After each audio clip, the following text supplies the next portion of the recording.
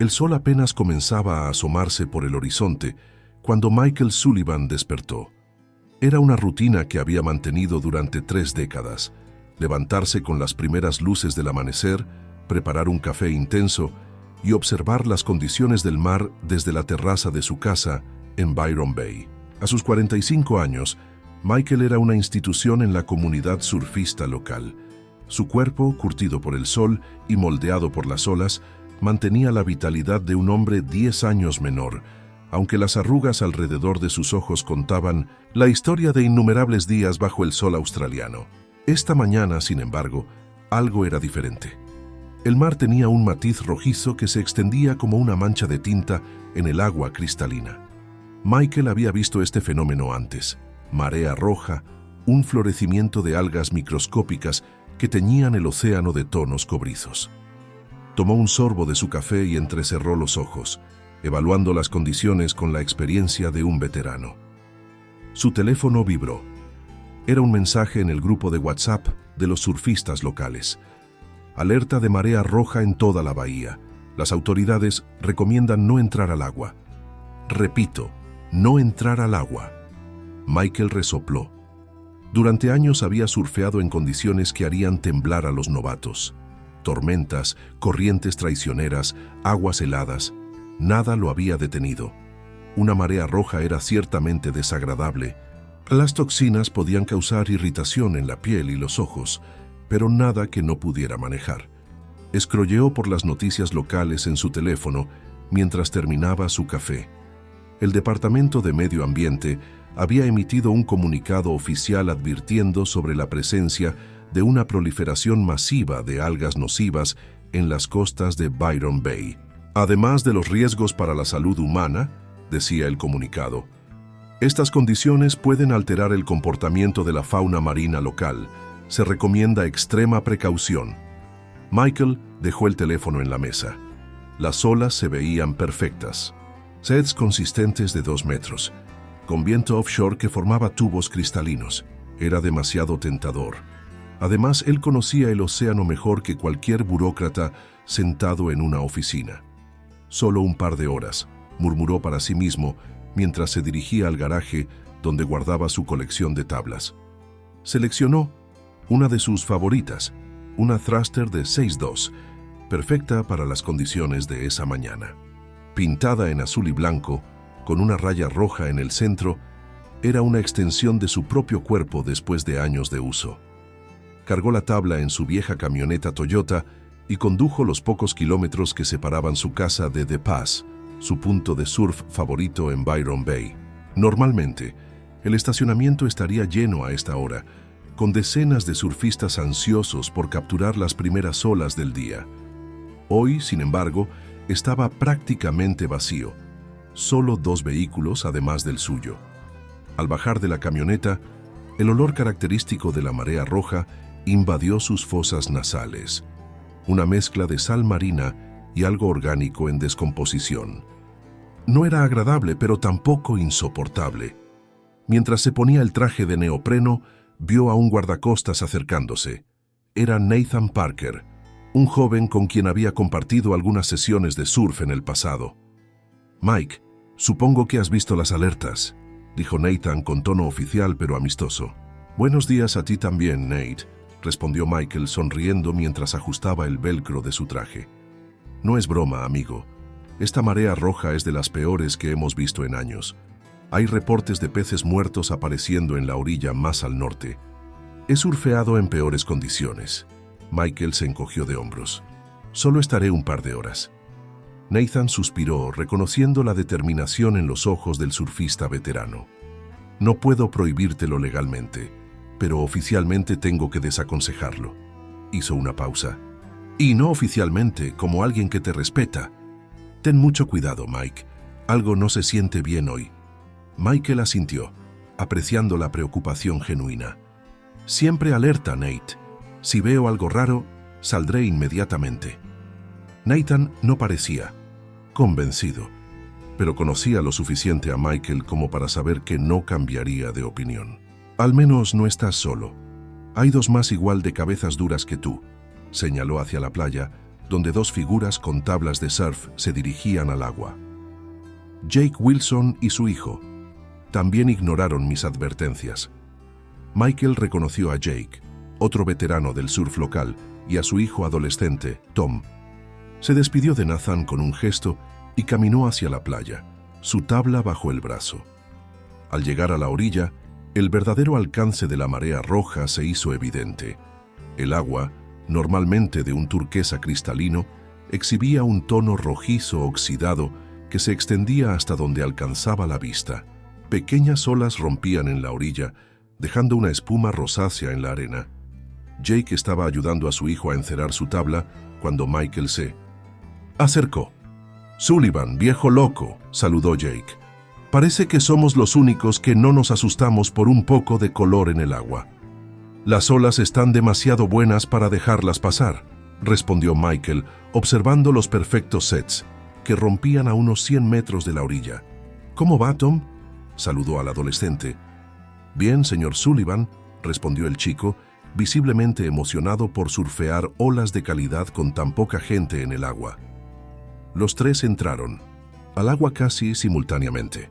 El primer contacto con el océano teñido de rojo resultó extraño. El agua se sentía más espesa de lo normal y una leve irritación hormigueaba en los trozos de piel expuesta. «Es como surfear en Fanta de fresa», bromeó Jake mientras remaba hacia afuera. Michael sonrió, pero no pudo evitar notar que el característico silencio submarino al sumergirse durante el duck dive estaba ausente. En su lugar, un zumbido sordo parecía permear el agua, como si miles de diminutos organismos estuvieran comunicándose. «Son las algas», pensó, tratando de ignorar la sensación inquietante. Después de algunos minutos remando, los tres surfistas llegaron al line-up, el punto donde las olas comenzaban a formarse antes de romper. Las condiciones eran incluso mejores de lo que parecían desde la orilla. Olas limpias, potentes y predecibles. Michael fue el primero en posicionarse para una onda. Con la experiencia de décadas, giró su tabla en el momento preciso, dio unas pocas pero potentes remadas y sintió el empuje familiar de la ola levantando su tabla. Se puso de pie con un movimiento fluido y comenzó a deslizarse por la pared de agua que se formaba a su derecha. La sensación era sublime. La velocidad, la conexión con el océano, el sonido del agua rompiéndose bajo su tabla. Por momentos como este vivía Michael Sullivan. Realizó varios cutbacks, giros suaves que lo mantenían en la parte más potente de la ola, sintiendo cada cambio en la superficie como una extensión de su propio cuerpo. Cuando la ola finalmente perdió fuerza, se dejó caer sentado en su tabla y remó de vuelta al line-up, donde Jake y Tom lo recibieron con gritos de aprobación. «Eso es surfear a la vieja escuela», exclamó Jake, levantando el puño en señal de admiración.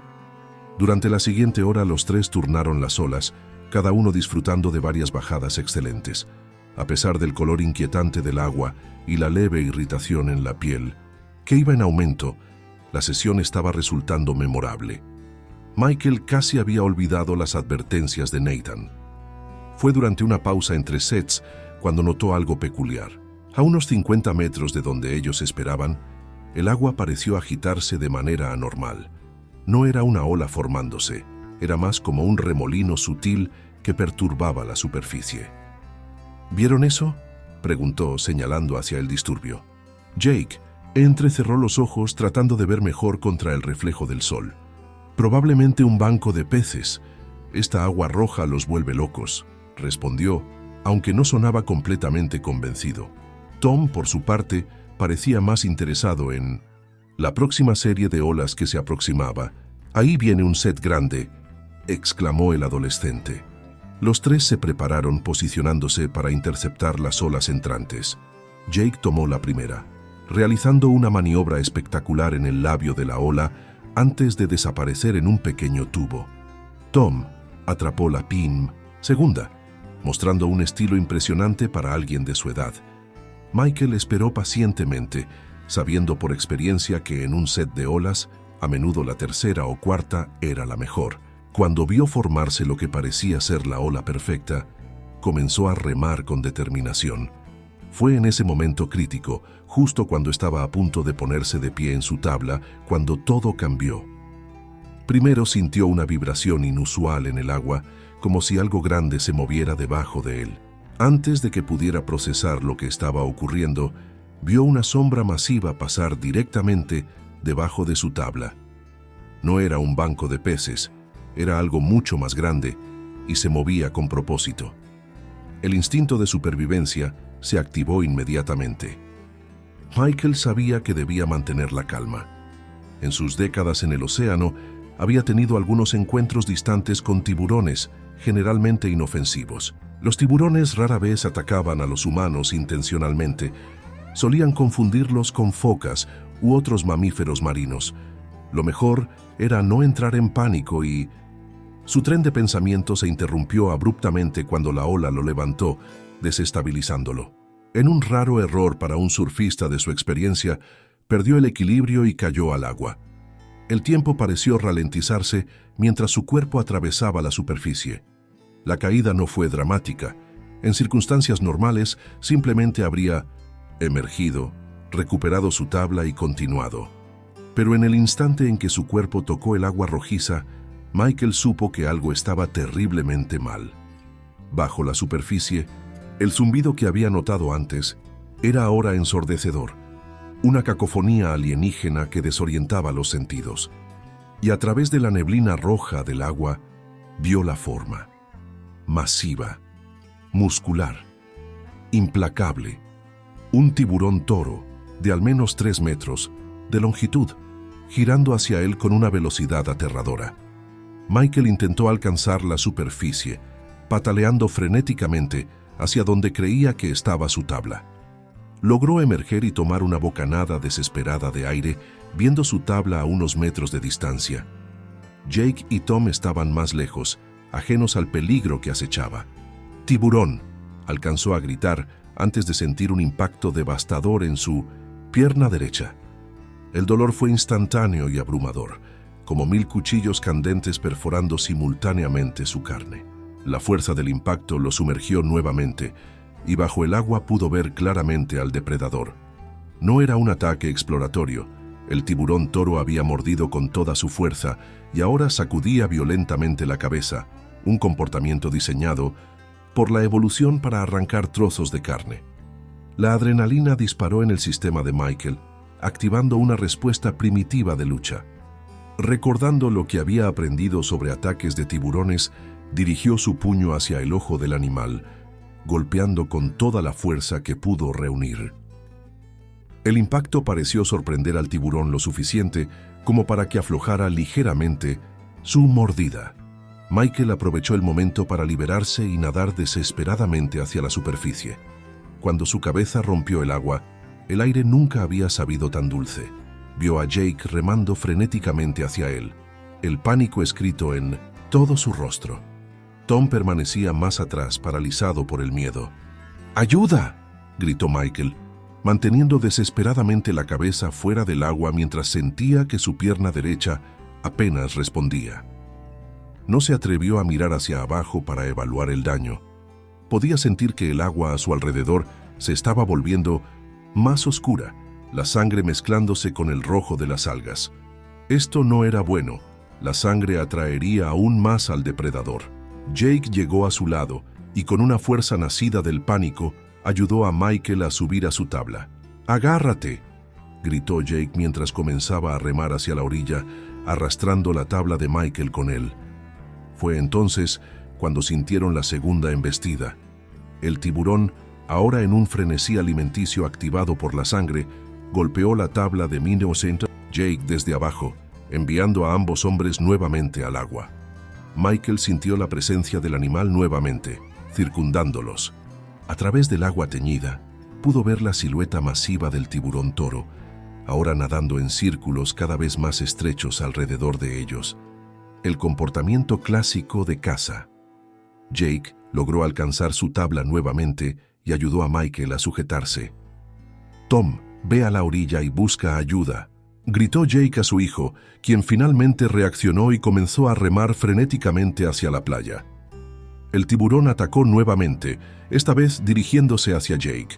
En un acto de puro instinto, Michael empujó a su amigo fuera del camino y sintió cómo las poderosas mandíbulas se cerraban ahora sobre su torso. El dolor sobrepasó cualquier cosa que hubiera experimentado antes. Sintió cómo los dientes triangulares penetraban su carne, triturando costillas y desgarrando músculos.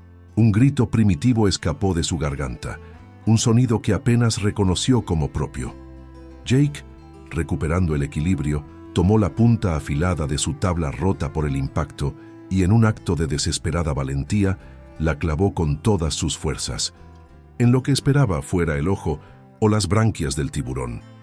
El depredador reaccionó violentamente, soltando momentáneamente a Michael y golpeando frenéticamente el agua con su cola. Este breve respiro fue todo lo que Jake necesitó para arrastrar a su amigo gravemente herido hacia la tabla y comenzar a remar hacia la orilla. El agua alrededor de ellos era ahora de un rojo más oscuro, la sangre de Michael mezclándose con el color de las algas. Jake remaba con una determinación sobrehumana, hablando constantemente a su amigo para mantenerlo consciente. «Aguanta, Mike. Ya casi llegamos. Quédate conmigo, viejo. Piensa en tus olas. Piensa en el próximo viaje a Indonesia que siempre...» «¿Hablas?» Michael apenas podía responder. El dolor era insoportable, pero extrañamente comenzaba a sentir una especie de entumecimiento propagándose desde sus extremidades. Sabía que era la pérdida de sangre.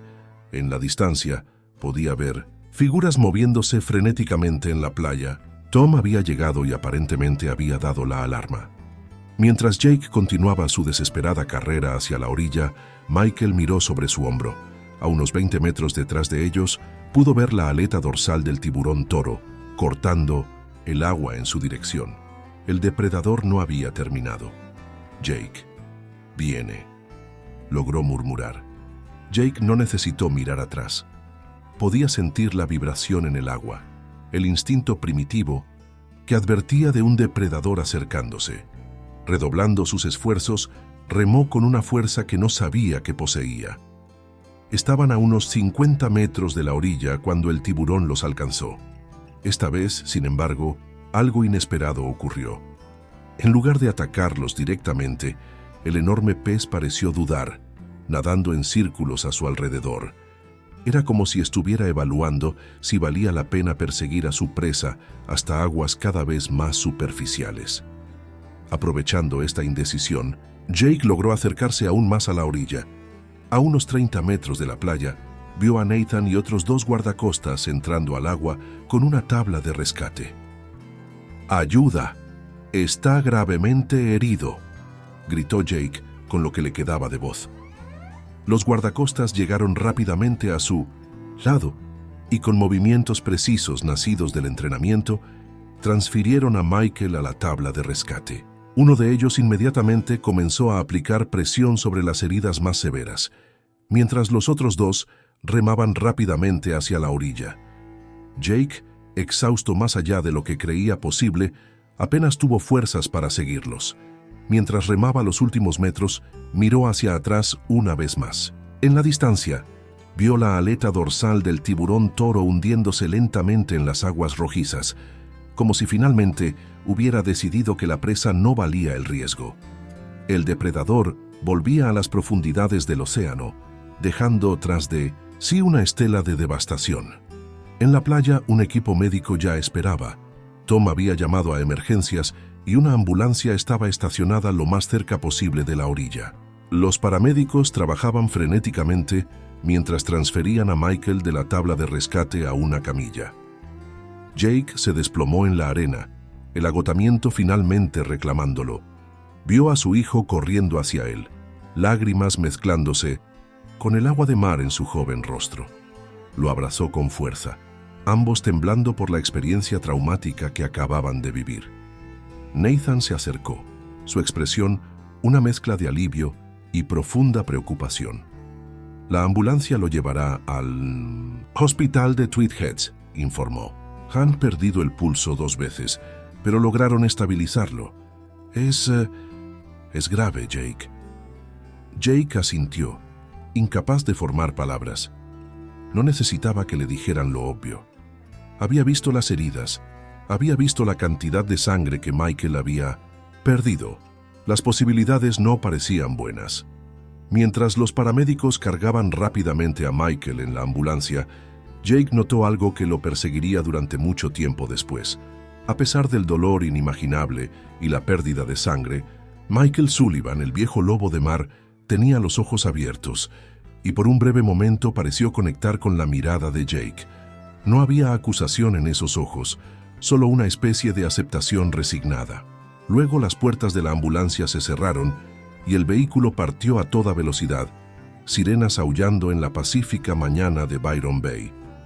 Jake abrazó a su hijo más fuerte, ambos mirando cómo el océano continuaba su ritmo eterno, las olas rompiendo en la orilla como si nada hubiera ocurrido. Pero el agua cerca de donde habían estado, aún manchada de un rojo más oscuro que el de las algas, contaba una historia diferente. Una historia sobre cómo, en un instante, la vida podía cambiar para siempre. Michael Sullivan flotaba en un limbo entre la conciencia y la oscuridad. Los sonidos llegaban distorsionados, como si estuviera sumergido bajo el agua. El pitido rítmico de las máquinas, las voces urgentes del personal médico, el zumbido del vehículo acelerando por las carreteras costeras. Fragmentos de realidad se filtraban a través de la neblina del shock y la pérdida de sangre. Presión arterial cayendo. Necesitamos más plasma. Preparen quirófano 1. El dolor iba y venía en oleadas. En los momentos de lucidez era casi insoportable, como si cada nervio de su cuerpo estuviera expuesto y en llamas. Luego, misericordiosamente, la oscuridad lo reclamaba nuevamente. En algún momento, sintió la ambulancia detenerse y el movimiento repentino de la camilla siendo bajada. Luces brillantes pasaban sobre su rostro mientras lo transportaban rápidamente por pasillos hospitalarios. Una voz femenina, clara y autoritaria, cortó a través de la niebla. Hombre de 45 años, ataque de tiburón toro en Byron Bay. Múltiples, laceraciones profundas en el cuadrante inferior derecho y torso lateral. Ha perdido aproximadamente 3 litros de sangre. 2 episodios de paro durante el transporte, reanimado con éxito. Grupo sanguíneo A positivo. Michael intentó hablar, decir algo, cualquier cosa, pero su cuerpo no respondía a las órdenes de su cerebro. Solo podía flotar, observando su propia tragedia desarrollarse como si fuera un espectador. Más voces, más movimiento. El frío repentino cuando cortaron lo que quedaba de su traje de neopreno. El pinchazo de agujas entrando en sus brazos, el olor antiséptico del quirófano. Comenzamos en 3, 2, 1. La anestesia fluyó por su sistema y finalmente la oscuridad se volvió completa. Mientras Michael luchaba por su vida en el quirófano, en Byron Bay se desarrollaba una actividad frenética. Las autoridades habían cerrado todas las playas en un radio de 20 kilómetros. Helicópteros de rescate sobrevolaban la costa, buscando cualquier señal del tiburón toro. Científicos marinos llegaban apresuradamente para tomar muestras de la marea roja y evaluar su posible conexión con el comportamiento inusualmente agresivo del tiburón. Jake Wilson, después de dar su declaración a las autoridades y asegurarse de que su hijo recibiera atención psicológica inmediata, condujo hasta el hospital de Tweed Heads. En la sala de espera, se encontró con Sarah Sullivan, la exesposa de Michael y madre de sus 2 hijos ya adultos. Sarah, una mujer de cabello castaño con mechas grises y ojos que habían visto demasiadas preocupaciones relacionadas con Michael durante su matrimonio, levantó la vista cuando Jake entró. Su rostro mostraba signos de llanto reciente. ¿Cómo está?, preguntó Jake, sentándose pesadamente en la silla junto a ella.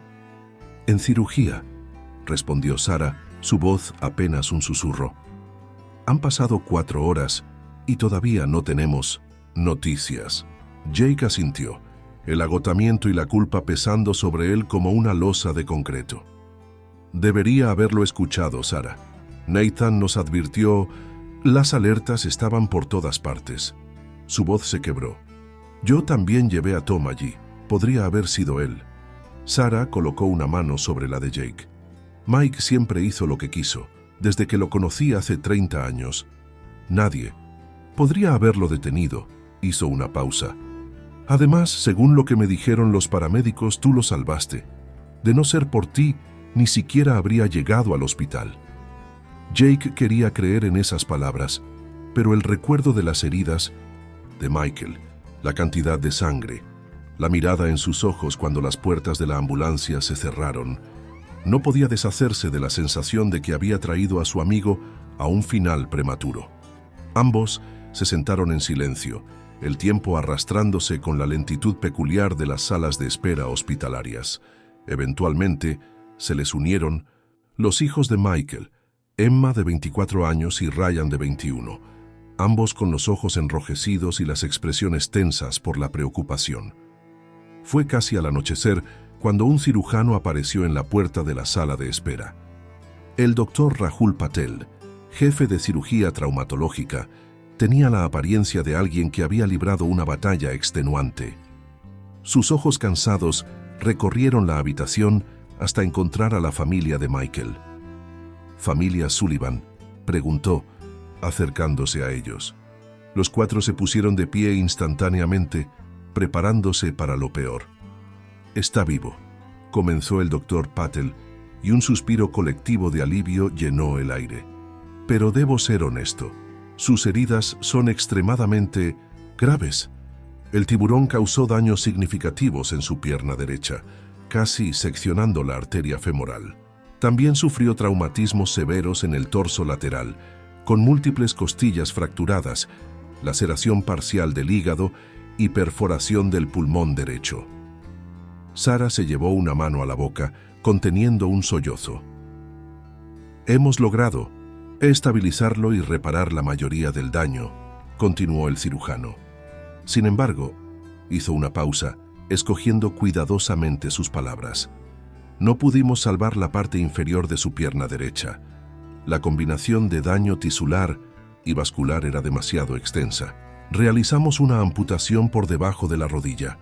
El silencio que siguió fue denso, cargado de la realidad de cómo la vida de Michael había cambiado irreversiblemente en cuestión de horas.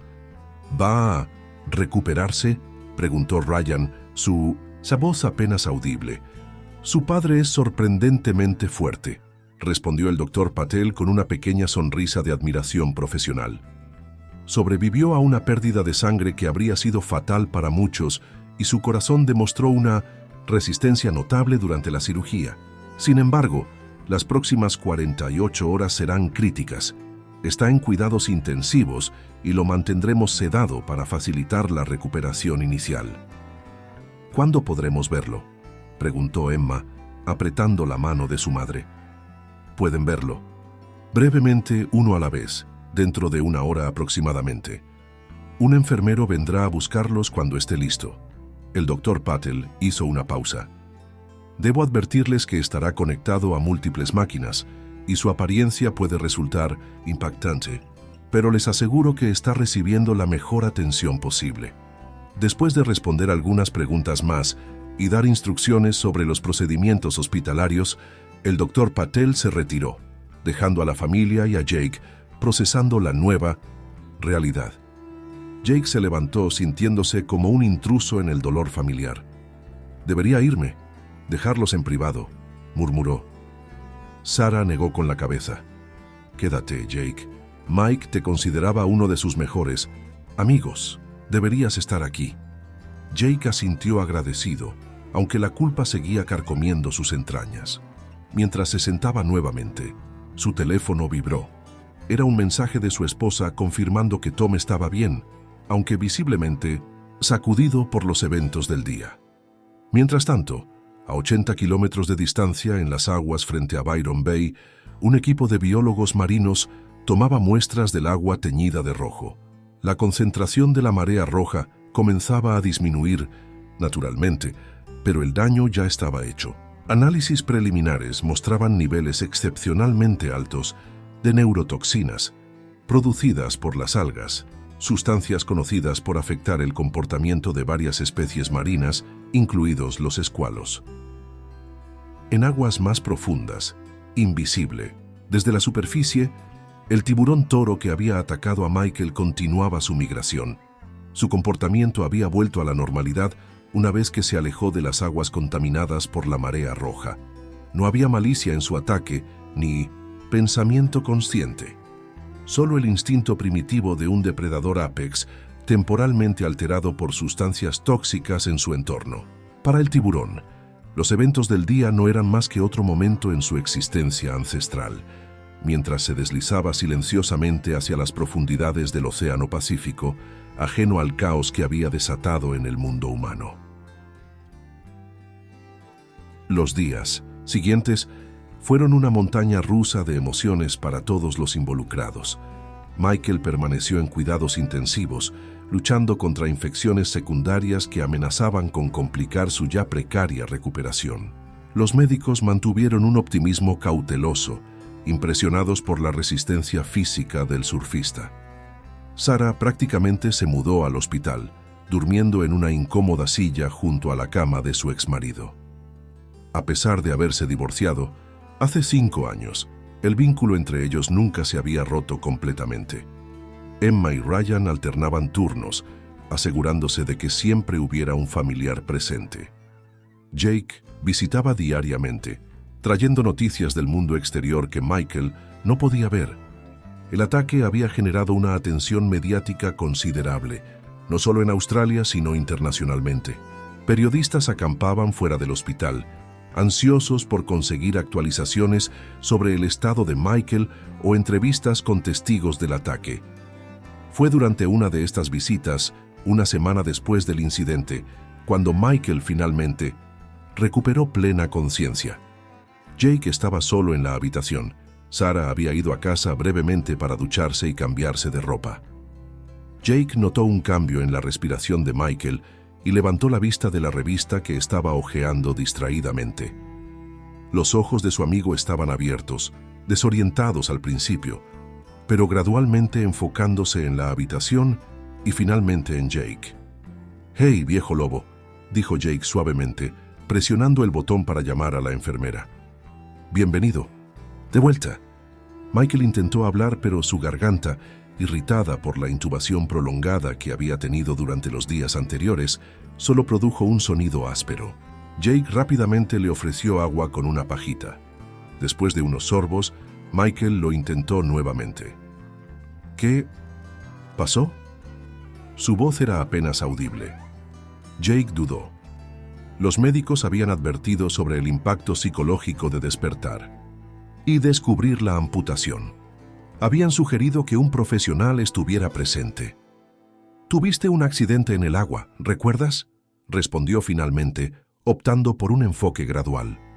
«Estás en el hospital de Tweed Heads. Has estado inconsciente casi una semana».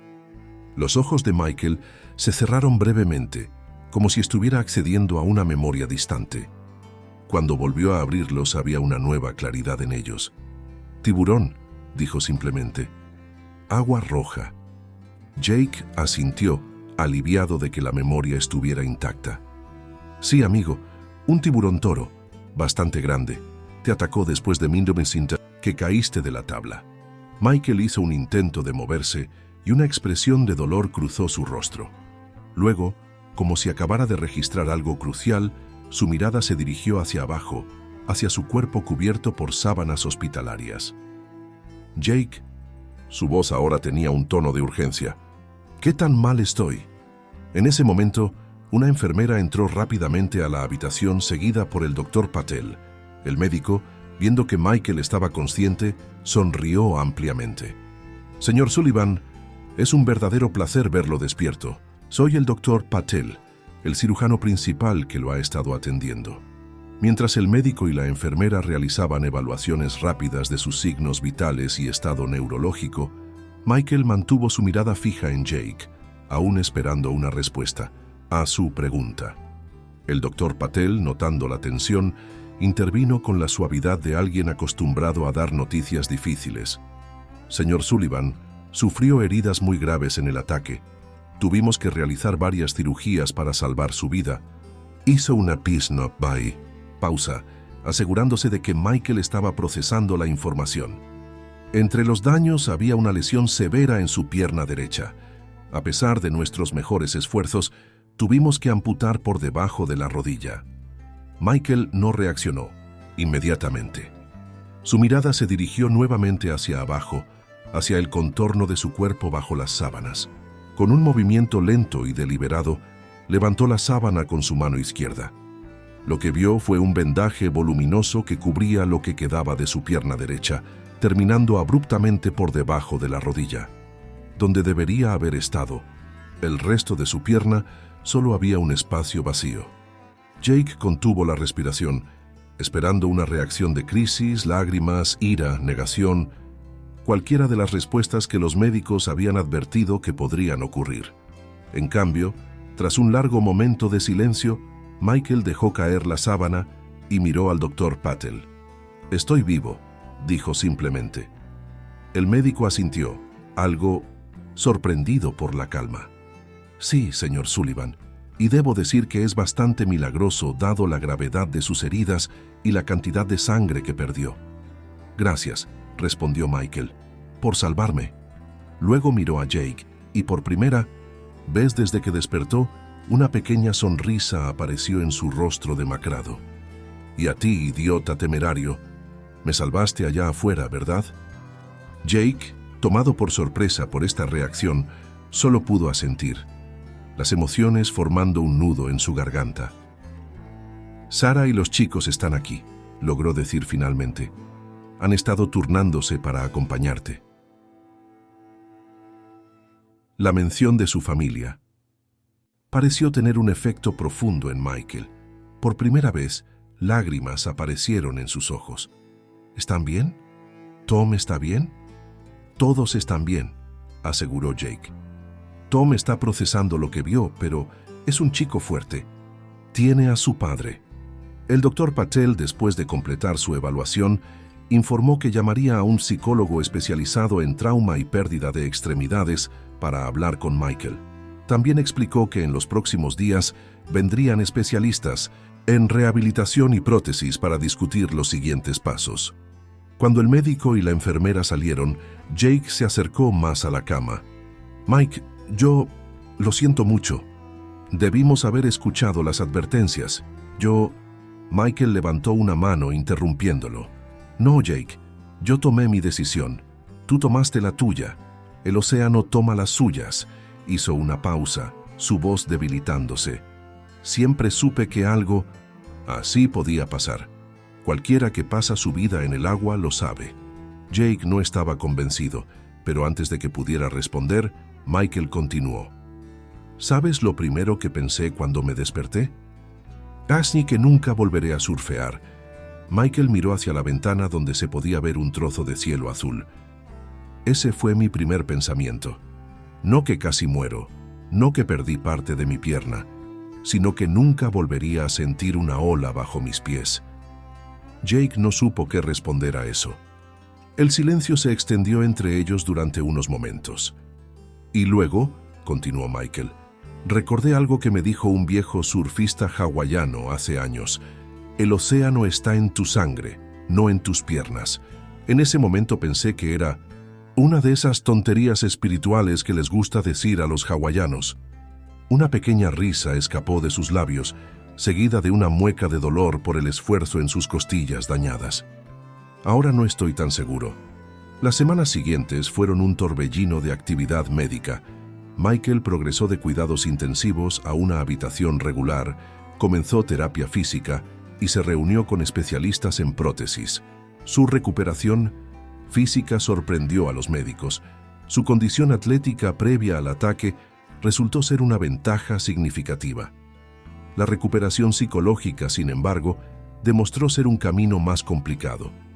Aunque inicialmente pareció aceptar su nueva situación con una calma sorprendente, a medida que la realidad de su condición se asentaba, Michael comenzó a experimentar episodios de depresión profunda, alternados con ira intensa.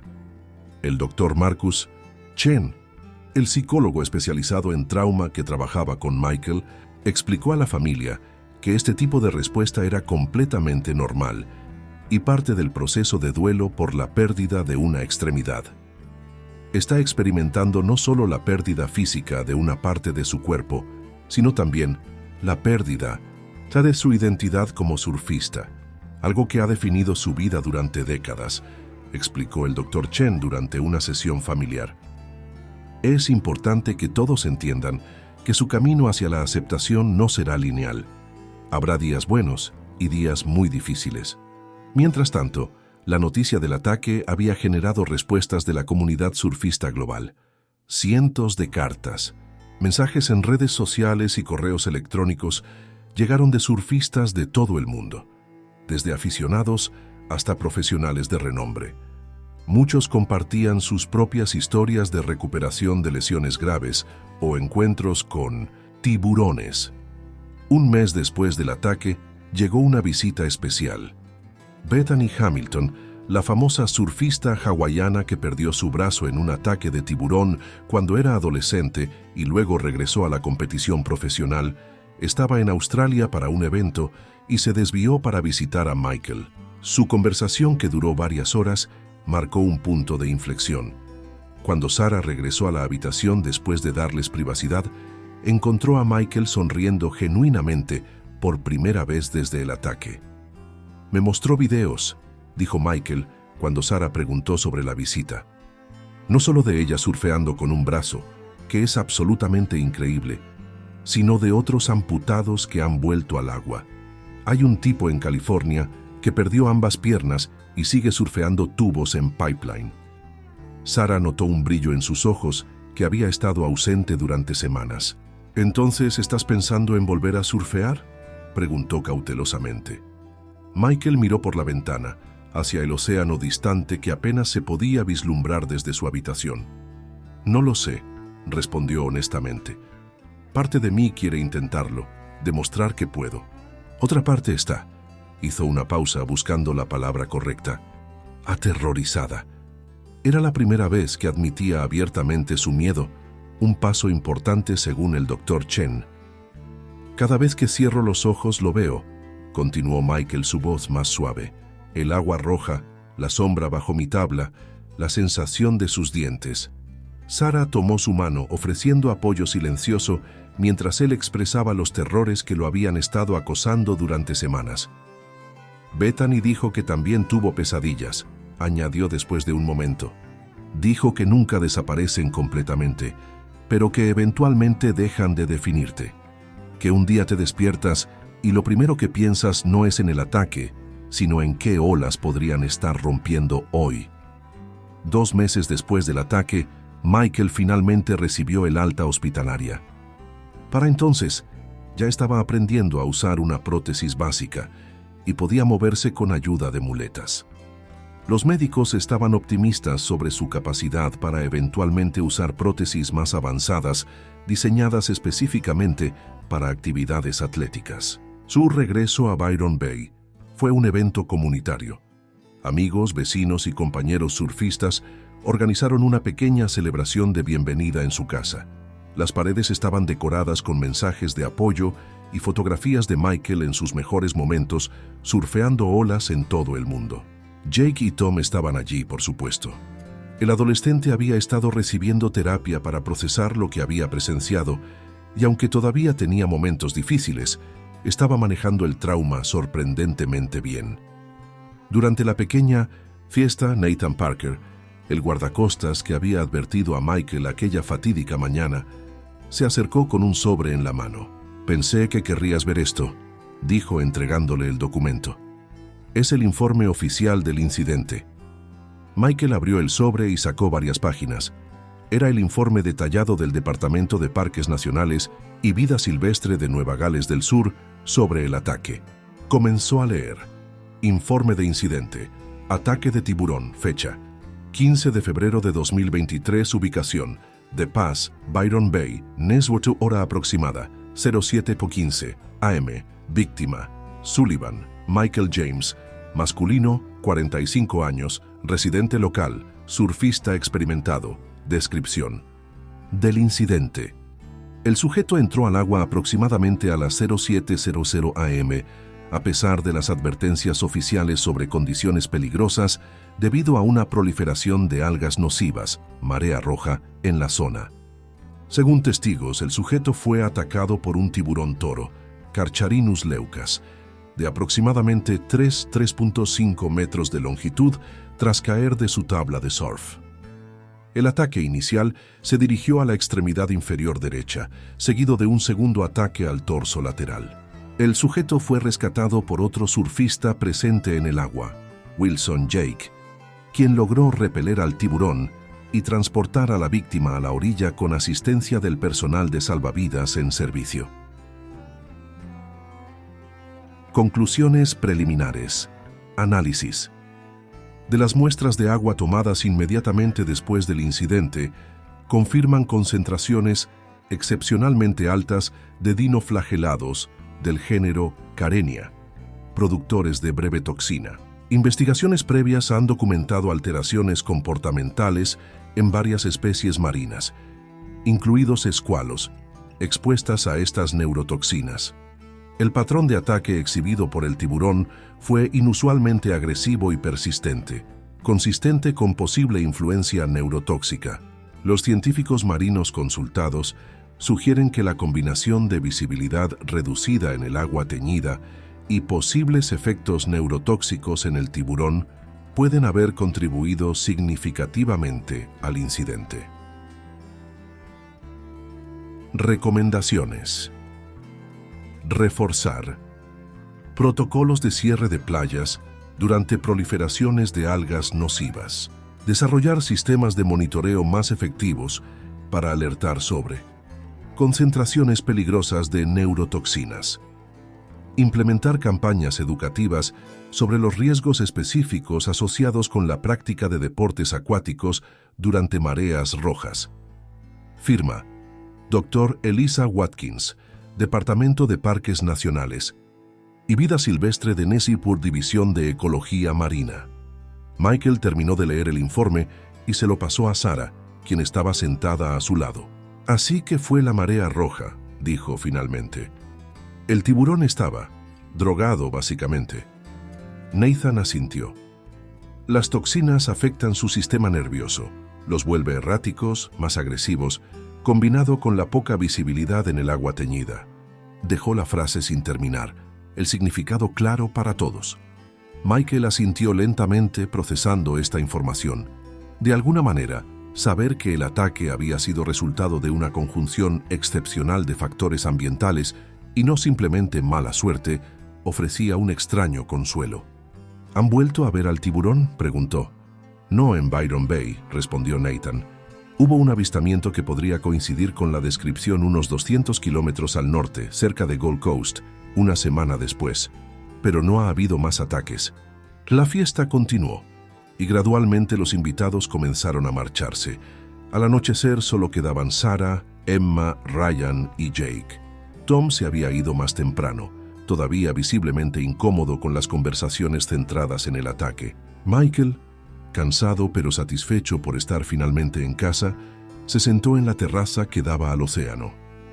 El sol se ponía, tiñendo el horizonte de tonos dorados y rojizos que se reflejaban en el agua. En la distancia, podía ver pequeñas figuras negras moviéndose en las olas, surfistas aprovechando las últimas luces del día. Jake se unió a él trayendo 2 cervezas. ¿Cómo te sientes realmente, Mike?, preguntó después de un momento de contemplación silenciosa del océano. Michael consideró la pregunta, tomando un sorbo de su cerveza antes de responder. Como si estuviera en medio de un sueño del que no puedo despertar, dijo finalmente. A veces miro hacia abajo esperando ver mi pierna completa y el shock de verla, de no verla. Es como vivir ese momento en el agua una y otra vez. Jake asintió, respetando la honestidad cruda de su amigo. Los médicos dicen que podré usar una prótesis avanzada eventualmente, continuó Michael. No para caminar solamente, sino para actividades más exigentes. ¿Cómo surfear?, preguntó Jake, una pequeña sonrisa formándose en sus labios.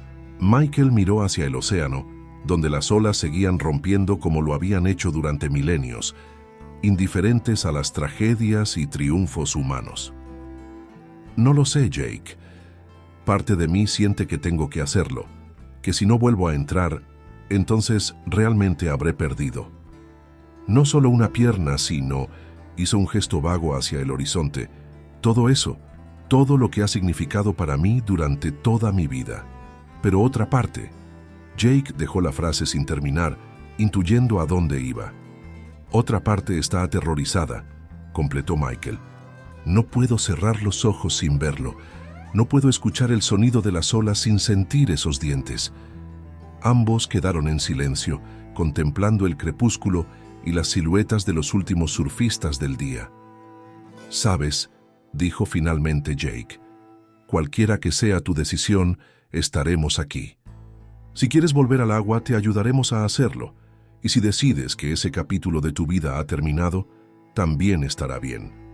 Michael asintió, agradecido por el apoyo incondicional. «Hay algo que no le he dicho a nadie todavía», confesó después de otro largo silencio. «Ni siquiera al psicólogo». Jake esperó dándole espacio para continuar a su propio ritmo. Cuando estaba en el agua, después del segundo ataque, cuando sentí que me estaba muriendo. Michael tragó saliva, las palabras difíciles de pronunciar. Hubo un momento en que miré hacia abajo a través del agua roja y vi al tiburón. Estaba allí, justo debajo de mí, mirándome. Y por un segundo, juro que hubo, no sé cómo describirlo, una especie de reconocimiento. Jake escuchaba atentamente, sabiendo lo importante que era esto para su amigo. No era odio o maldad o nada parecido, continuó Michael. Era como mirar a los ojos de algo tan antiguo, tan perfectamente adaptado a su mundo, que hace que nuestras vidas parezcan un parpadeo. Y en ese momento sentí respeto. Respeto por esa criatura que solo estaba haciendo lo que millones de años de evolución la habían diseñado para hacer. Michael tomó otro sorbo de cerveza, su mirada perdida en el horizonte donde el último rayo de sol desaparecía. Suena loco, ¿verdad? Sentir respeto por algo que casi te mata, que te quitó una parte de ti. Jake negó con la cabeza. No, amigo, no suena loco en absoluto. Suena como la sabiduría de alguien que ha mirado a la muerte a los ojos y ha regresado para contarlo. 3 meses después, Michael estaba haciendo progresos significativos. Con su prótesis avanzada, había comenzado a nadar en la piscina local como parte de su terapia física, redescubriendo la sensación del agua, aunque en un entorno controlado y seguro. Las pesadillas continuaban, pero con menor frecuencia. El Dr. Chen le había enseñado técnicas de manejo del estrés postraumático que ayudaban a mitigar los efectos más debilitantes del trauma. Una mañana particularmente clara de invierno australiano, Sarah llegó a la casa de Michael para llevarlo a una cita con su fisioterapeuta. Lo encontró en la terraza, como era habitual, pero esta vez había algo diferente. Sobre la mesa había una tabla de surf, no una de sus viejas tablas, sino una nueva, más ancha y con características especiales. «¿Qué es esto?», preguntó Sarah, aunque la respuesta era obvia. «Me la enviaron ayer», respondió Michael. «Está diseñada específicamente para personas como yo. Tiene adaptaciones para la prótesis y estabilidad adicional». Sarah estudió su rostro, buscando señales de su estado emocional. «¿Estás pensando en...?» «No lo sé todavía», interrumpió Michael. «Pero quiero tener la opción». El camino hacia la recuperación no era lineal, como había advertido el Dr. Chen. Había días en que Michael se sentía casi como su antiguo yo, lleno de determinación y planes para el futuro. Y había días oscuros donde la depresión lo envolvía como una niebla espesa. Días en que el fantasma de su pierna perdida dolía con una intensidad agonizante, recordándole todo lo que había perdido. Pero había un patrón en su recuperación. Los días buenos se volvían gradualmente más frecuentes, y los oscuros, aunque todavía intensos, más distantes entre sí. 6 meses después del ataque, Michael tomó una decisión. No lo anunció a nadie, ni siquiera a Sarah o a sus hijos. Una mañana de agosto, cuando el invierno australiano comenzaba a ceder ante las primeras señales de primavera, se levantó antes del amanecer, como solía hacerlo en su vida anterior. Preparó su café, observó las condiciones desde su terraza y tomó la tabla adaptada que había permanecido intacta durante meses. La cargó en su camioneta y condujo hasta Wategos Beach, una playa más tranquila y protegida que The Pass, con olas más suaves y predecibles. El estacionamiento estaba vacío a esa hora temprana. Michael se sentó en el capó de su camioneta durante casi una hora, simplemente observando las pequeñas olas rompiendo suavemente en la orilla. Cada fibra de su ser estaba dividida entre el deseo de reconectar con la pasión que había definido su vida y el terror visceral que aún lo invadía cuando pensaba en sumergirse en ese mundo azul. Finalmente, con movimientos deliberados y metodológicos, se cambió a su traje de neopreno, colocó su prótesis especial para agua y tomó la tabla adaptada. El primer contacto del agua con sus pies, uno natural, uno artificial, envió una descarga eléctrica a través de su sistema nervioso. Por un momento, estuvo a punto de retroceder, de abandonar este intento loco de reclamar algo que quizás debería dejar ir, pero respiró profundamente, recordando las técnicas que el Dr. Chen le había enseñado, y dio otro paso adelante. El agua ahora llegaba a sus rodillas. Michael se detuvo allí, dejando que las pequeñas olas golpearan contra sus piernas, sintiendo la familiar atracción y empuje del océano. No intentó ir más allá, no ese día. Este primer paso, literalmente, era suficiente por ahora. Se quedó allí durante casi media hora, simplemente existiendo en la frontera entre dos mundos, reaprendiendo el lenguaje del océano. Luego, con una extraña mezcla de decepción y triunfo, regresó a la orilla. En el camino de regreso a casa, sintió una paz que no había experimentado desde antes del ataque. No había conquistado sus miedos, no completamente, pero había iniciado el viaje. Durante las semanas siguientes, repitió este ritual varias veces. Cada día, aventurándose un poco más lejos en el agua. Primero hasta la cintura, luego hasta el pecho. Eventualmente se atrevió a tumbarse en la tabla y remar algunos metros. Un día, Jake lo encontró en el estacionamiento de Wategos, preparándose para otra de estas sesiones tentativas. Sin decir una palabra, tomó su propia tabla del techo de su coche y se unió a Michael. «No tienes que hacer esto», dijo Michael cuando su amigo se acercó. «Lo sé», respondió Jake simplemente. Ese día, ambos hombres remaron más allá, de la rompiente hasta el agua tranquila donde el océano se mecía en un ritmo hipnótico.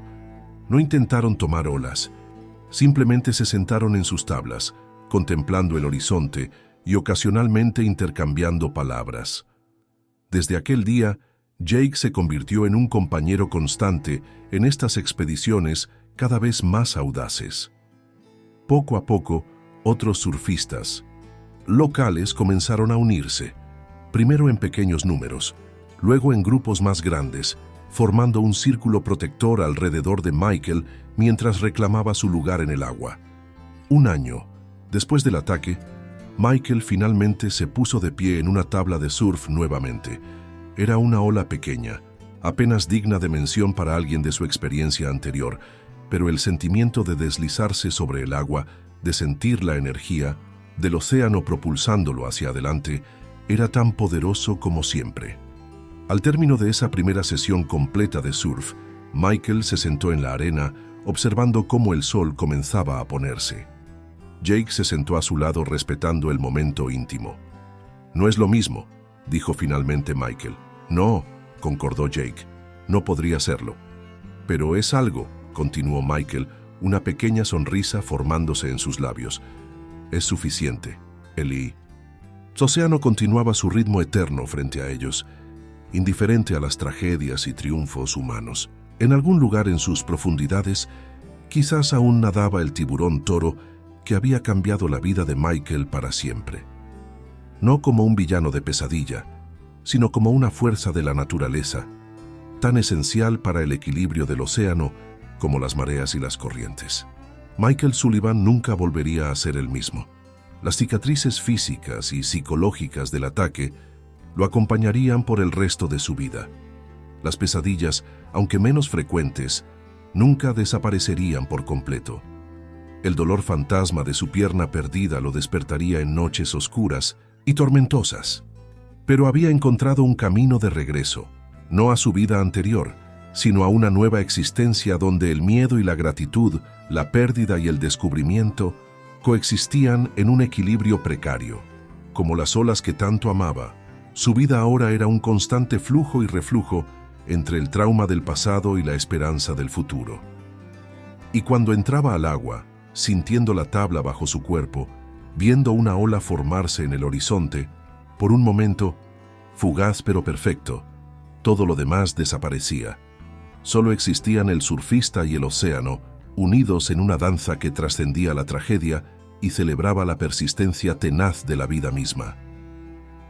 En la playa, observando a su padre navegar las olas, suavemente, Emma Sullivan tomó una fotografía con su teléfono. La imagen capturaría algo que ningún informe médico o psicológico podría expresar adecuadamente: la silueta de un hombre contra el horizonte, de pie en una tabla de surf, una pierna de carne y hueso, la otra de fibra de carbono y titanio, ambas igualmente firmes mientras navegaba la cresta de una ola perfecta. Una imagen que en los años venideros se convertiría en un símbolo para muchos, no solo de supervivencia, sino de la capacidad humana para encontrar significado y propósito, incluso en las consecuencias de eventos que nos quiebran por completo. Como le dijo el viejo hawaiano hace tantos años, el océano está en tu sangre, no en tus piernas. Finalmente, Michael Sullivan entendía lo que eso significaba realmente.